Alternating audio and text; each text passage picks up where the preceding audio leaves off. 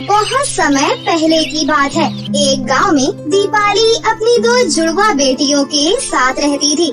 कुछ वर्षों पहले दीपाली के पति की एक कार एक्सीडेंट में मृत्यु हो गई थी। उस दिन के बाद से दीपाली एक फैक्ट्री में सिलाई का काम करके जैसे तैसे अपना गुजारा कर रही थी। दीपाली अपनी दोनों बेटियों को एक अच्छे स्कूल में पढ़ने के लिए भेजती थी। स्कूल की फीस और किताबों का खर्च निकालने के लिए दीपाली घर पर भी लोगों के कपड़े सिला करती थी। दीपाली की दोनों बेटियां अंजलि और अदिति बहुत ही बुद्धिमान और चालाक थीं। दोनों लड़कियां हर साल अपनी क्लास में टॉप करती थी। ऐसे ही सब कुछ अच्छा चल रहा था कि एक दिन दीपाली अपने काम से वापस आ रही थी कि तभी एक बड़ी गाड़ी से उसका एक्सीडेंट हो जाता है और उसकी मौके पर ही मौत हो जाती है। तभी गांव की एक औरत अंजलि और अदिति को स्कूल में लेने जाती है और उन्हें उनकी मां की मृत्यु की बात बताती है। अपनी मां की मृत्यु की खबर सुनते ही अंजलि और अदिति के होश उड़ जाते हैं और वो दोनों जोर जोर से रोने लगती हैं। थोड़ी देर बाद दोनों बहनें अपनी मां के शव के पास पहुंच जाती हैं। माँ, ये आपको क्या हो गया माँ? माँ उठो ना माँ, माँ आँखें खोलो, देखो हम स्कूल से आ गए हैं, प्लीज माँ उठो ना। मेरी प्यारी बहन, अब माँ नहीं उठेंगी। अब हमारा इस दुनिया में कोई नहीं है। अब हम दोनों को ही एक दूसरे का सहारा बनना पड़ेगा। बस अब हमारी माँ को ऊपर वाला शांति दे। हमारी माँ की आत्मा जहाँ भी रहे खुश रहे। इस तरह अदिति अंजलि को बहुत समझाती है। फिर कुछ लोगों के साथ मिलकर अपनी माँ का अंतिम संस्कार वो कर देती हैं। उस दिन के बाद से अंजलि और अदिति गुमसुम रहने लगती हैं और वो दोनों किसी से कुछ नहीं बोलती। कुछ दिनों तक तो अंजलि और अदिति माँ के बचाए हुए पैसों से घर का राशन खाती पीती हैं। लेकिन कुछ दिनों बाद जब घर का राशन खत्म हो जाता है तो अंजलि और अदिति बहुत उदास पड़ जाती हैं। अदिति, अब तो माँ के बचाए हुए पैसे खत्म हो गए। स्कूल की मैडम भी फीस मांग रही है। मुझे तो समझ ही नहीं आ रहा कि ये घर का खर्च कैसे चलेगा। हाँ बहन, अभी तो हम दोनों बहुत छोटे हैं, हमें कोई काम पर भी नहीं रखेगा। पहले माँ हमें पढ़ा लिखा कर डॉक्टर बनाना चाहती थी, इसलिए मैंने फैसला किया है कि मैं बाहर कहीं काम करूँगी और तो स्कूल पढ़ने जाया करेगी। नहीं बहन, काम करने मैं जाऊंगी और तू पढ़ने जाया करेगी। दोनों इस तरह से बहस करती हैं, लेकिन अंत में एक फैसले तक पहुंच जाती हैं। ठीक है, तुम कह रही हो तो मैं स्कूल चली जाया करूंगी और तुम बाहर काम करने जाना। इस तरह अंजलि अगले ही दिन काम ढूंढने निकल जाती है और अदिति अपने स्कूल चली जाती है। अंजलि पूरे दिन गांव में काम के लिए घूमती है, परंतु उसे कोई काम नहीं मिलता। अंत में वो एक लहंगे की दुकान के बाहर खड़ी हो जाती है और देखती है कि इस दुकान पर तो बहुत भीड़ लगी हुई है। अरे, यहाँ पर तो बहुत भीड़ लगी है। लगता है लोगों को लहंगे पहनना बहुत पसंद है। मैं भी अपनी एक दुकान खोल लेती हूँ। माँ से मैंने थोड़ी बहुत सिलाई सीखी है और जो कुछ मुझे नहीं आता उसे मैं YouTube से सीख लूंगी। इतना बोलकर अंजलि अपने घर चली जाती है। घर जाकर अंजलि अपनी माँ के बचे हुए कुछ पैसे लेकर लहंगे सिलने के लिए कपड़ा लेकर आती है और इस तरह अंजलि घर पर रहकर ही लहंगे सिलने का काम शुरू कर देती है। थोड़ी देर के बाद जब अदिति स्कूल से घर वापस आती है तो वो अपनी बहन को इतनी मेहनत करता देख बहुत खुश हो जाती है। वाह दीदी, आपने तो बहुत सुंदर सुंदर लहंगे सिल दिए। आपके पास इतना अच्छा आइडिया कहाँ से आया? वो मैं बाजार से आ रही थी तो मैंने देखा कि लहंगे की दुकान पर बहुत भीड़ लगी हुई है। बस वहीं से मुझे लहंगे सिलने का आइडिया सूझा। ठीक है दीदी, मैं भी आपके काम में आपकी मदद कर दिया करूँगी। इस तरह दोनों बहनें दिन भर लहंगे सिलती और शाम को बाजार जाकर वो लहंगे बेच दिया करती। अंजलि और अदिति के बनाए हुए लहंगे बहुत ही सुंदर और एंटीक लगते थे, जिस कारण लोगों को इनके लहंगे बहुत पसंद आने लगे, जिस कारण उनकी दुकान बहुत अच्छी चलने लगी और अब वो अपना जीवन हंसी खुशी से बिताने लगी। एक दिन अंजलि के ठेले पर एक अमीर सेठानी आंटी आती है और कहती है, सुनो लड़की, मैंने तुम्हारे लहंगों का बहुत नाम सुना है। क्या तुम मेरे एक ऑर्डर को पूरा कर पाओगी? हाँ मैडम, क्यों नहीं। आपको कितने लहंगे चाहिए? हम जल्दी से जल्दी पूरा करने की कोशिश करेंगे। मुझे 50 लहंगे का ऑर्डर देना था। एक हफ्ते बाद मेरी बेटी की शादी है। क्या तुम मेरा ऑर्डर पूरा कर पाओगी? इतना बड़ा ऑर्डर सुनकर अंजलि बहुत खुश होती है, क्योंकि अंजलि की दुकान पर पहली बार इतना बड़ा ऑर्डर आया था। हाँ मैडम, आपका ऑर्डर एक हफ्ते के अंदर मैं पूरा कर दूंगी। ठीक है, ये लो एडवांस पूरे 50,000 रूपए। बाकी अमाउंट ऑर्डर पूरा करने के बाद दूंगी। इतना कहकर वो औरत वहाँ से चली जाती है। अंजलि घर जाकर ये खुशखबरी अपनी बहन अदिति को सुनाती है। वाह दीदी, आपने तो बहुत अच्छी खुशखबरी दी है। इन 50,000 रुपयों से हम अपने लिए नई दुकान खोल सकते हैं, जिसे देखकर हमारे पास और भी ज्यादा ग्राहक आएंगे और फिर हम धीरे धीरे बहुत ज्यादा अमीर हो जाएंगे। हाँ अदिति, तुम सही कह रही हो। चलो इन पैसों से एक दुकान किराए पर ले लेते हैं। इतना बोलकर दोनों बहनें अपने ठेले के पास वाली दुकान को किराए पर ले लेती हैं और अपनी एक दुकान खोल लेती हैं। ये सब होते हुए अंजलि के पड़ोस की दुकान वाली देख रही थी। अंजलि को इतनी जल्दी तरक्की करता देख वो पड़ोसन मन ही मन जलने लगती है। इधर दोनों बहनें दिन रात मेहनत करके 50 लहंगे सिल लेती हैं। पूरी रात लहंगे सिलने के बाद दोनों बहनें सुबह खाना खाने चली जाती हैं। अंजलि और अदिति के जाते ही बगल वाली औरत अंजलि की दुकान पर आग लगा देती है। थोड़ी देर के बाद जब अंजलि और अदिति अपनी दुकान पर वापस आती हैं, तो वो देखती हैं कि उनकी दुकान के बाहर बहुत सारे लोगों की भीड़ लगी हुई है और उनकी दुकान में आग लगी हुई है। ये देखकर वो दोनों बहनें बहुत जोर जोर से रोने लगती हैं। थोड़ी देर बाद दुकान पर वो औरत भी आ जाती है, जिसने 50 लहंगे सिलने के लिए दिए थे।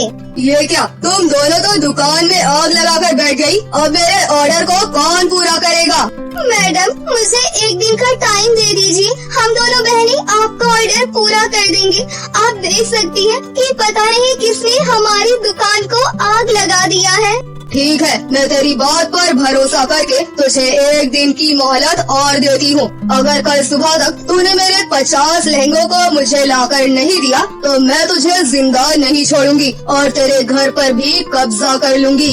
इतना कहकर वो औरत गुस्से में चली जाती है। इधर दोनों बहनें रोते हुए अपने घर वापस आ जाती हैं और अपनी माँ की तस्वीर के आगे जोर जोर से रोने लगती हैं। माँ, आप देख रही हो ना, किसी ने हमारी दुकान पर आग लगा दी, जिससे मेरे सारे लहंगे जल गए। मुझे तो कुछ समझ ही नहीं आ रहा कि अब हम एक रात में इतने सारे लहंगे कैसे सिलेंगे। इस तरह दोनों बहनें अपनी माँ की तस्वीर के आगे जोर जोर से रो रही होती हैं और बहुत दुखी भी होती हैं। अंजलि बहन, हमारे इस तरह रोने से कुछ नहीं होगा। हमें बिना समय बर्बाद किए लहंगे बनाना शुरू कर देना चाहिए। हाँ, तुम ठीक कह रही हो। हम अभी से लहंगे बनाना शुरू करेंगे, तब कहीं जाकर शायद हम ऑर्डर पूरा कर पाएं। इतना कहकर दोनों बहनें लहंगे सिलने लग जाती हैं। लहंगे सिलते सिलते रात हो जाती है और दोनों बहनों ने खाना भी नहीं खाया होता है। इस तरह समय बीत रहा था और दोनों बहनों की आंख लग जाती है। ये सब देखकर अंजलि और अदिति की माँ की आत्मा एक परी के रूप में वहाँ प्रकट हो जाती है और अपने जादू से वो 50 लहंगे प्रकट कर देती है। इस तरह उनकी माँ उनकी मदद करके वहाँ से गायब हो जाती है। अगली सुबह जब अंजलि और अदिति की नींद खुली तो वो देखती हैं कि वहाँ 50 लहंगे तैयार हो चुके हैं। ये देखकर दोनों बहुत ज्यादा खुश हो जाती हैं और मन ही मन अपनी माँ का धन्यवाद करती हैं। इसके बाद अंजलि और अदिति उस सेठानी का ऑर्डर उसे भेज देती हैं। ऑर्डर पूरा हो जाने पर सेठानी खुद अंजलि और अदिति के बचे बाकी पैसे दे देती है। वेल डन अंजलि और अदिति, तुम दोनों ने रात भर जाकर इतने सारे लहंगे सिल लिए। वाओ, मैं तुम्हारे काम से बहुत खुश हुई हूँ, इसलिए मैं तुम दोनों को हमेशा के लिए अपने घर पर बुला रही हूँ। आज से तुम दोनों मेरी बेटी के बुटीक के लिए लहंगे सिला करोगी और बदले में तुम मेरे घर में रह सकती हो। अंजलि और अदिति सेठानी की बात मान लेती हैं और खुशी खुशी उनके घर चली जाती हैं। उस दिन के बाद से अंजलि और अदिति की जिंदगी में कभी कोई दुख नहीं आता और वो हंसी खुशी से सेठानी की बेटी के साथ रहने लगती हैं। सेठानी उनका एडमिशन एक बड़े इंटरनेशनल स्कूल में करा देती है। फिर दोनों बहनें मन लगाकर पढ़ाई करती हैं और घर आकर सेठानी की बेटी के लिए लहंगे सिलती हैं। 10 साल ऐसे ही बीत जाते हैं। अदिति पढ़ लिख कर डॉक्टर बन जाती है और अब अंजलि अपनी पसंद से फैशन डिजाइनर बन जाती है। बहुत समय पहले की बात है। बदलापुर नाम के एक गांव में ललिता नाम की एक विधवा औरत अपनी 5 बेटियों के साथ रहती थी। एक दिन गांव में जंगली जानवर आ जाते हैं और उनसे अपनी बच्चियों को बचाने के चक्कर में ललिता बेचारी घायल हो जाती है। फिर जब उसे लगा कि अब वो नहीं बच पाएगी तो उसने मनोरमा नाम की एक बुढ़िया को अपनी 5 बेटियों की देखभाल के लिए छोड़ दिया और वो अपनी बेटियों को छोड़कर स्वर्ग चली गई। और तब से ही वो 5 बहनें उस बूढ़ी मनोरमा के घर पर ही रहने लगी। ऐसे ही एक दिन की बात है। 5 बहनें खाना खाने बैठती हैं, लेकिन आज खाना बहुत कम था। अरे ये क्या, आज भी सूखी रोटी? आपने हमारी माँ से वादा किया था कि आप हमारा अच्छे से ख्याल रखोगी। आपको एक बात बता दें, हमारी माँ गरीब जरूर थी, लेकिन उन्होंने कभी भी हमें भूखा नहीं सोने दिया था। मेरी प्यारी बच्चियों, मैं समझ सकती हूँ तुम लोगों को बहुत भूख लगी होगी। आज इतना ही खाना है बेटा, आज थोड़े में ही गुजारा कर लो। मैं बहुत शर्मिंदा हूँ बच्चियों, कल मैं जमींदार जी से उधार में कुछ पैसे लेकर आऊंगी। अरे नानी माँ, आपको शर्मिंदा होने की कोई जरूरत नहीं है। और तुम चारों, ये क्या बदतमीजी है? अपने से बड़ों से ऐसे बात करता है क्या कोई? हमारी माँ ने क्या हमें यही सिखाया था? आपने हमें रहने की जगह दी और हमारे खाने पीने का ख्याल रखा। भला क्या आज के जमाने में कोई ऐसा करता है क्या? इस तरह नेहा बात को संभाल लेती है और फिर वो चारों बहनें वही सूखी रोटी खाकर सो जाती हैं। और यहाँ नेहा हमेशा मनोरमा के साथ काम में हाथ बटाया करती थी और बाकी की चारों बहनें बस हमेशा खेलती ही रहती थी। उन चारों को तो खेलने से फुर्सत ही नहीं थी। एक दिन कविता बूढ़ी मनोरमा से कहती है, नानी माँ, कल मेरा जन्मदिन है, लेकिन मेरे पास अच्छी सी ड्रेस भी नहीं है, तो क्या आप मेरे लिए जन्मदिन पर अच्छा सा लहंगा दिला सकती हैं? हमें हर साल हमारी माँ जन्मदिन पर लहंगा दिलवाया करती थी। हाँ बेटा, क्यों नहीं, कल तुम्हारा जन्मदिन है, ये तो बहुत ही अच्छी बात है। नेहा बेटा, घर को जरा अच्छे से सजा देना और मैं जमींदार से पैसे उधार लेकर अपनी बेटियों के लिए नए नए लहंगे और केक भी लेकर आऊंगी। ठीक है बिटिया? फिर अगले दिन बूढ़ी मनोरमा जमींदार से पैसे उधार लेकर आ ही रही होती है कि तभी उसका एक कार से एक्सीडेंट हो जाता है, जिससे उसे काफी ज्यादा चोट लग जाती है और उसके उधार में लिए सारे पैसे इलाज में ही लग जाते हैं। फिर जब मनोरमा घर पर आती है तो नेहा हैरान होकर पूछती है, अरे नानी माँ, ये क्या, आपको कितनी ज्यादा चोट लगी है? कुछ नहीं, ये सब बस एक ड्रामा है। कविता, जुबान संभाल कर बात करो, ये सब क्या कह रही हो? कभी भी कुछ भी कहना शुरू कर देती हो। कविता बेटा, मुझे माफ कर देना, मैं उधार के पैसे लेकर आ ही रही थी और ये सब हो गया। मुझे माफ कर देना, मेरी बहुत ज्यादा उम्र हो गई है, बुढ़ापे की हड्डियां हैं, पता नहीं मैं तुम्हारा पालन पोषण कैसे कर पाऊंगी। नानी माँ, आप क्यों माफी मांग रही हो? गलती तो हम सब की है। हम पांचों को पालने के लिए आप कितनी ज्यादा मेहनत करती हैं। आपकी ये उम्र काम करने की नहीं है। इसलिए अब से हम सब काम करेंगे और आप आराम करेंगी। फिर नेहा अगले दिन से अपनी चारों बहनों को जमींदार के यहाँ काम करने के लिए ले जाती है और इस तरह वो पांचों बहनें रोजाना जमींदार के घर पर साफ सफाई का काम करने लगती हैं। लेकिन फिर एक दिन नेहा को एक हिरन मिलता है जो कि घायल होकर जमीन पर पड़ा था। अरे बेचारे को कितनी ज्यादा चोट लगी है। एक काम करती हूँ, मैं इसे घर ले जाती हूँ और इसकी देखभाल करती हूँ। फिर क्या था, इतना कहकर नेहा उसे अपने घर ले आती है।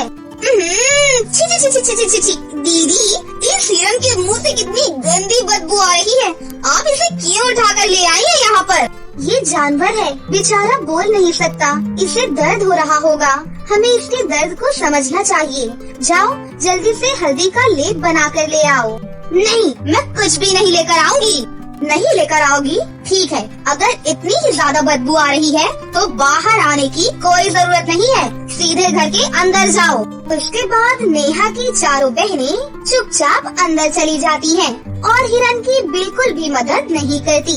यहाँ नेहा जल्दी से हल्दी का लेप बनाती है और वो लेप हिरन के पास ले आती है। फिर वो उस हिरन को लेप लगाती है। ऐसे ही रोजाना वो उस हिरन की सेवा करने लगती है। पर सेवा करते करते बहुत समय हो जाता है, लेकिन वो हिरन ठीक होने का नाम ही नहीं ले रहा था। तभी नेहा उदास मन से हिरन से कहती है, प्यारे हिरन, तुम्हारा घाव ठीक ही नहीं हो रहा है। तुम्हें इस दर्द में करहाता हुआ देखकर मुझे बिल्कुल भी अच्छा नहीं लगता। मेरे पास पैसे भी नहीं है कि तुम्हें एक अच्छे डॉक्टर को दिखा सकूं। मुझे तो कुछ भी समझ में नहीं आ रहा है। नेहा के इतना कहते ही अचानक से वो हिरन बोलने लगता है। नेहा, तुम बहुत अच्छी हो। मैंने देखा कि तुमने किस तरह मेरा ख्याल रखा। मैं कोई आम हिरन नहीं हूँ, मैं शक्तिशाली जादुई हिरन हूँ। मैं एक काली शक्ति के चपेट में आ गया। काली शक्तियाँ तभी नष्ट हो सकती है जब तुम पांचों बहनें अपना थोड़ा थोड़ा खून मुझे दोगी। क्या तुम अपना थोड़ा थोड़ा खून देकर मुझे इस काली शक्ति से मुक्त कर सकती हो? हिरन की ये बात सुनकर चारों बहनें हैरान हो जाती हैं और गुस्से से लाल होकर उस हिरन से कहती हैं, बड़ा आया खून लेने वाला, तो जैसे बदबूदार हिरन को हम अपना खून देंगे? ये तुम्हारी गलत फहमी है। हम तुम्हें अपने खून की एक बूंद भी नहीं देने वाले। चल हट यहाँ से। देखो मेरी प्यारी बहनों, हमें इस मासूम जानवर की जान बचाने के लिए थोड़ा थोड़ा खून दे देना चाहिए। देखो बहनों, हमें मुसीबत में आए इंसानों, जानवरों और पक्षियों की मदद करना चाहिए। यही इंसानियत होती है। हिरन, अगर मेरी प्यारी बहनें अपना खून नहीं दे सकती तो कोई बात नहीं, मैं तुम्हें अपना खून देने के लिए तैयार हूँ। नेहा के इतना कहते ही वो हिरन एक सुंदर सी परी के रूप में बदल जाता है और वो पांचों बहनें हैरान हो जाती हैं। तभी वो परी उनसे कहती है, नेहा, तुम बहुत अच्छी लड़की हो। मैं तो बस तुम्हारी परीक्षा ले रही थी। मैं हमेशा पृथ्वी के अच्छे और नेक लोगों की मदद करती हूँ। तुम्हारी अच्छाई का फल तुम्हारी बहनों को भी मिलेगा। मैं तुम पांचों को जादुई लहंगा देती हूँ। तुम जादुई लहंगों से कुछ भी मांग सकती हो, लेकिन तुम इतना ध्यान रखना, जादुई लहंगे से अपने साथ साथ औरों की भी मदद करोगी, वरना तुम्हें उसके दुष्ट परिणाम भी भुगतने पड़ सकते हैं। इतना कहकर परी अपनी जादुई छड़ी घुमाती है और पांचों बहनों को सुंदर सुंदर लहंगे पहना देती है। परी जी, आपका बहुत बहुत शुक्रिया। हम आपकी बात हमेशा याद रखेंगे और इससे सबकी मदद करेंगे। देखा बहनों, हमेशा दूसरों की मदद के लिए आगे खड़े रहना चाहिए। उसका फल हमें एक न एक दिन जरूर मिलता है। देखो, जैसे हमें जादुई लहंगे मिले। फिर नेहा परी का शुक्रिया अदा करती है और उसके बाद परी वहाँ से गायब हो जाती है। लेकिन नेहा की चारों बहनें इतनी जल्दी कैसे सुधर सकती थी? जादुई लहंगे पाकर चारों बहनों में बहुत घमंड आ जाता है। फिर वो मनोरमा माँ और अपनी बहन नेहा तक को छोड़कर अकेले ही शहर चली जाती हैं और जादुई लहंगे से एक सुंदर बड़ा सा घर बनवाकर वहीं पर रहने लगती हैं। वहाँ पर वो दिन रात क्लब में जाकर नाचती और मस्ती करती हैं। लेकिन फिर एक दिन जब वो चारों बहनें एक पार्टी के लिए जा रही होती हैं, तो रास्ते में उन्हें एक बूढ़ी भिखारन मिलती है। बेटा कुछ खाने को दे दो बेटा, बहुत भूख लगी है बेटा, मैंने 2 दिन से कुछ भी नहीं खाया है बेटा। ये देखकर चारों बहनें गुस्से में गाड़ी से बाहर आ जाती हैं। ओ हेलो, क्या कहा? हम तुम्हें खाने के लिए दे दे? हट जा हमारे रास्ते से, हमें पार्टी में जाना है, देरी हो रही है हमें। पता नहीं कहाँ से आ जाते हैं भिखारी कहीं के। इतना कहते ही चारों बहनों के लहंगे गायब हो जाते हैं और फिर से वो पहले वाले हालात में आ जाती है। ये देखकर चारों बहनें फूट कर रोने लगती हैं और उधर नेहा मनोरमा माँ के साथ हंसी खुशी से अपना जीवन बिताती है। और वहाँ चारों बहनें सड़क पर आ जाती हैं और भीख मांगने लगती हैं, क्योंकि अब वो नेहा के सामने किस मुँह से जाती। इसलिए चारों बहनें सड़क पर भीख मांगकर अपना गुजारा करने लगी। इसीलिए कहते हैं कि कभी भी इंसान को घमंड नहीं करना चाहिए। वक्त बदलते देर नहीं लगती। हमें हमेशा अच्छे स्वभाव के साथ में हर किसी के साथ मिलजुल कर रहना चाहिए।